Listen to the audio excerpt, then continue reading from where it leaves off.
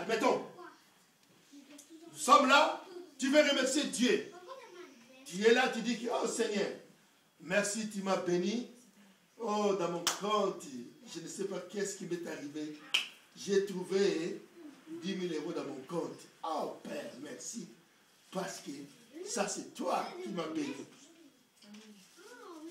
Par contre, il y avait l'ennemi qui était à côté de toi.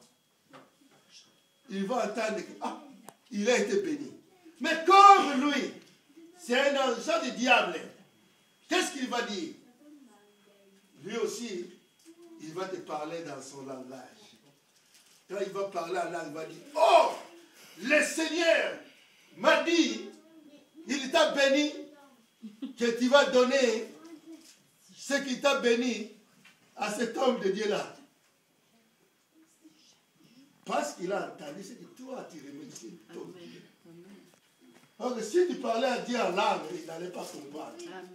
Mais comme toi, quand tu parlais, lui, il a pris cela, il a utilisé ça dans sa faveur pour te ruiner. Voilà le plan du diable pour nous. Il est là, il rôle comme un lion. Il cherche où s'infiltrer. Or, il y a des moments où la Bible nous dit, tu veux prier, entre dans ta chambre, ferme la porte. Tu seras en présence du Père. Dieu veut que tu sois dans sa présence. Mais parler en langue n'est pas mauvais. Si Dieu ne te fait pas grâce, ça c'est un cas. Mais nous sommes des enfants de promesses. Amen. Parce que la Bible nous dit, nous parlerons en langue. Si toi tu as reçu le baptême du Saint-Esprit, tu dois le parler. Bien-aimés, les jours de la Pentecôte, la Bible va nous montrer que les disciples étaient tous ensemble. Bien-aimés. Et tous remplis du Saint-Esprit, mais aussi s'est mis à parler en langue. La Bible nous dit, ils furent tous remplis du Saint-Esprit et non quelques-uns, ou encore ne fût-ce que la majorité, ou certainement, ou seulement certaines personnes. Mais non, la Bible nous dit, va nous dire que les disciples, là où ils étaient tous ensemble, les jours de la Pentecôte, ils ont reçu cet esprit. Quel esprit qu'ils ont reçu? Ils ont reçu la plénitude du Saint-Esprit. Ils ont reçu le baptême du feu. Bien-aimés dans le Seigneur, aujourd'hui, le Seigneur te dit, toi aussi, si tu n'as jamais expérimenté cela, aujourd'hui, ça c'est ton jour. Amen. Toi, accepte seulement dans ton cœur. Dis, Seigneur, aujourd'hui c'est mon jour, moi aussi je vais expérimenter cela. C'est possible pour toi, comme pour moi aussi. Bien-aimé dans le Seigneur, il s'est mis à parler en langue. Nous allons regarder dans le livre des Actes 2. Dans le livre des Actes 2,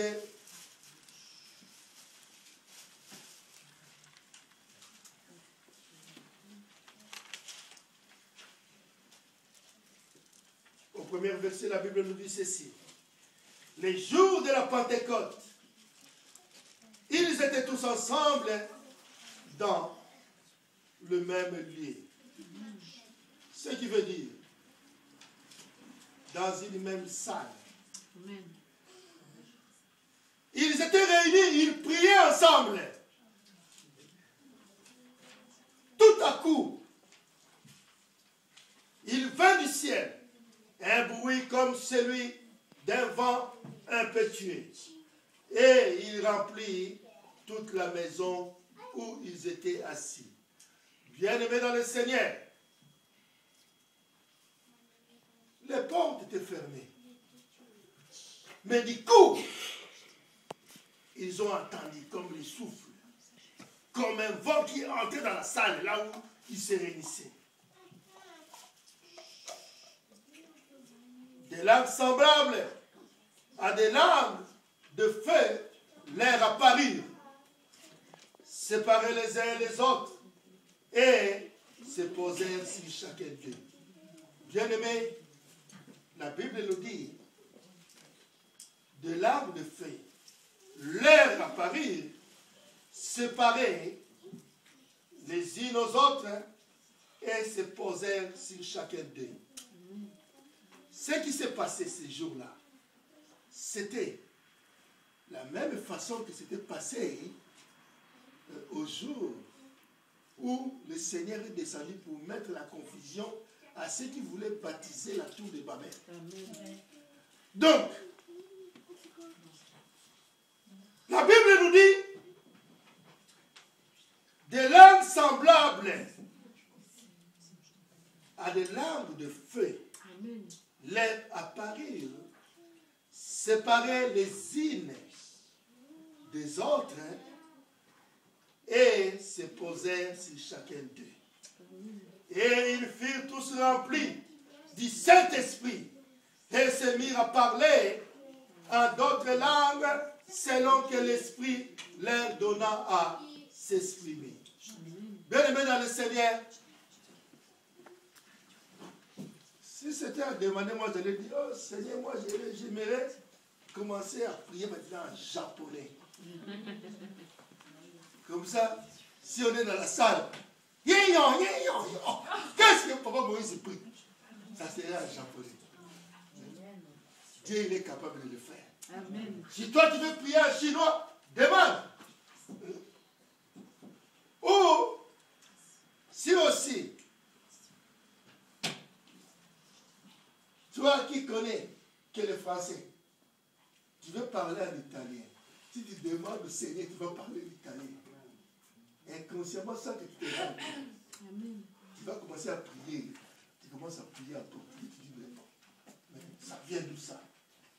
Parce que c'est une langue qui ne t'appartient pas. Amen. Dieu est Dieu. Bien-aimé, la Bible va nous dire encore, ils firent tous remplis du Saint-Esprit et se mirent à parler en d'autres langues, selon que l'Esprit leur donna à s'exprimer. Or, il y avait un séjour en Jérusalem des Juifs, hommes pieux de toutes les nations qui sont sous le ciel. Au bruit qu'il y ait, la multitude accourut et elle fut confondue parce que chacun les attendait parler dans sa propre langue. Bien-aimés, comme nous sommes là, si parmi nous, quelqu'un qui parle le russe, admettons, du coup, certes, Anna commence à prier en russe. Ça va étonner la personne. Qu'est-ce qui arrive? Nous tous, nous ne pouvons pas comprendre ce qu'elle est en train de parler. Mais la personne qui est riche, cette personne va comprendre ce qui sort dans sa bouche. C'est là où intervient les dons d'interprétation. Si cette langue ne t'appartient pas, tu ne peux pas l'interpréter. Mais aujourd'hui, nous ne sommes pas là. Aujourd'hui, le Seigneur veut que toi aussi tu parles.